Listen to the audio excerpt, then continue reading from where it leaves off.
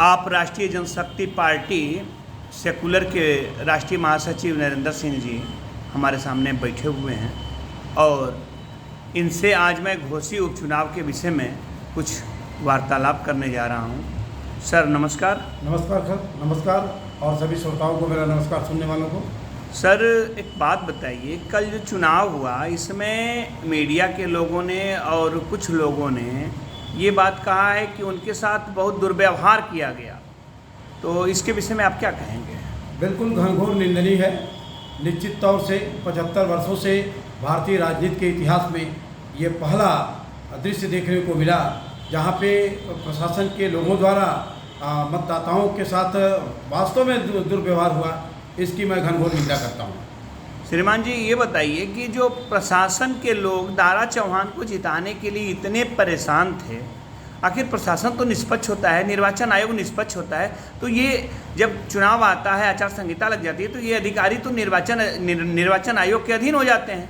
फिर इस स्थिति में ये ऐसे कुकृत्य क्यों कर रहे हैं? ये बिल्कुल भारतीय राजनीति की एक विडंबना है, ये राष्ट्र की विडंबना है और 75 सालों से इस तरह के कारनामे तो होते रहे हैं, लेकिन इतना जघन्य अपराध है, इतना मतलब घृणित कार्य आज तक किसी भी चुनाव में किसी को भी देखने और सुनने को नहीं मिला है। इसकी बहुत जितनी भर्त्सना किया जाए बहुत कम है। और मैं तो कहूँगा, मैं पूरे जिम्मेदारी के साथ कहूँगा कि जिन भी अधिकारी कर्मचारियों ने मतदाताओं के साथ बदतमीजी किया है या जो भी कुछ किया है उसकी जांच होनी चाहिए और उनके खिलाफ कार्रवाई होनी चाहिए। सर क्या इस संदर्भ में जनता जो है कोर्ट जा सकती है क्या, और सीधे कम से कम अगर 156(3) नहीं हुआ तो इस्तगासा तो कर सकती है ना? बिल्कुल आपका सवाल सही है, लेकिन मैं इसमें एक बात कहूँगा।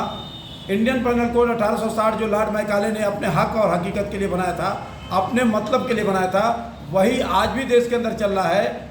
इसमें जनता को जाना चाहिए कोर्ट में जाके इस्तिगासा करना चाहिए और इनके खिलाफ लड़ाई लड़नी चाहिए। और मैं तो कहूँगा कि इनको जो भी राजनीतिक लोग हैं, जिस भी पार्टी के लोग हैं, चाहे कोई भी हो, सभी लोगों को मिलकर के ऐसे अधिकारियों के खिलाफ मुकदमा दर्ज कराना चाहिए। क्या स्थिति है सर कल के चुनाव की, कौन जीतेगा?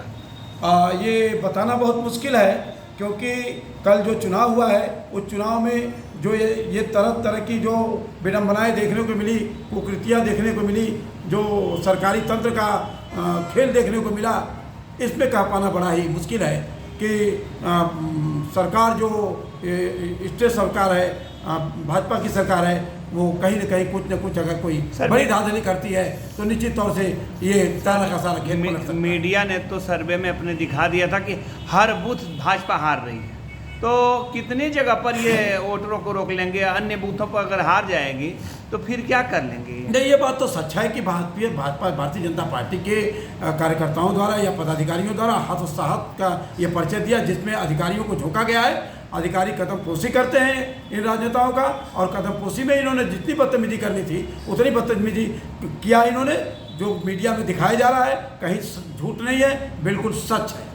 तो ये बताइए कि सीओ साहब को और कोतवाल साहब को या प्रशासनिक किसी भी अधिकारी को इस तरह का कुकृत्य करने के लिए क्या मतलब इनको क्या लालच है? ये तो ऑलरेडी सीओ हैं, एक अच्छे पद पर हैं, फिर इनका प्रमोशन भी होगा, लेकिन एक बात बताइए कि ये किसी राजनीतिक दल का तलवा चाटकर इनको क्या लाभ मिलेगा? बिल्कुल आप सही कहें, ये राजनीतिक दलों के जो भी सत्ता में होते हैं, ये प्रशासन के लोग उनकी कदम पोशी करते हैं, लेकिन इतने नीचे स्तर पे गिर करके कदम पोशी जो हुआ है ये घनघोर निंदनीय है। ये तो बात सही है सर, और हमको तो लग रहा है कि इस इलेक्शन में बहुत कुछ कहना जो है अभी अच्छा नहीं होगा। 8 तारीख को खुद रिजल्ट आएगा, लेकिन कुछ तो अपना विचार व्यक्त कीजिए कि आखिर दोनों लोगों में अच्छा कौन?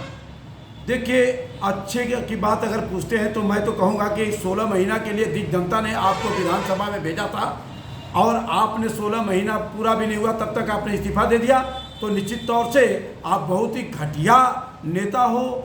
मैं दारा चौहान की बात कर रहा हूँ, बहुत घटिया सोच है। और ये जो खर्चा देश का हुआ है ये जघन्य अपराध है। दारा सिंह ने ये राजनीतिक नहीं राष्ट्रीय अपराध किया इन्होंने, और निश्चित तौर से मैं उनको घटिया नेता मानता हूँ, अच्छा नेता नहीं मानता। क्या एक निर्वाचन आयोग को सुप्रीम कोर्ट को नियम बना देना चाहिए क्या कि अगर 5 साल के लिए कोई अगर विधायक या सांसद बने और बीच में अगर इस्तीफा दे दे और इस्तीफा देकर फिर उसी सीट से उसी पद के लिए वो चुनाव लड़े तो सारा खर्च जो है उससे ही वसूला जाए। बहुत अच्छा सवाल किया पप्पू जी आपने।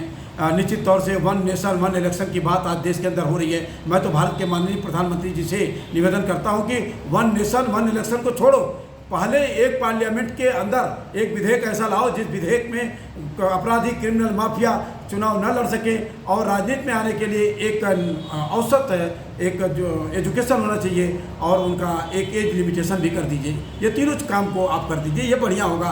वन नेशन वन इलेक्शन से ये बढ़िया काम होगा और इसके बाद फिर अच्छा काम हो जाएगा। इस काम को करिए आप, वन नेशन वन इलेक्शन छोड़िए अभी आप।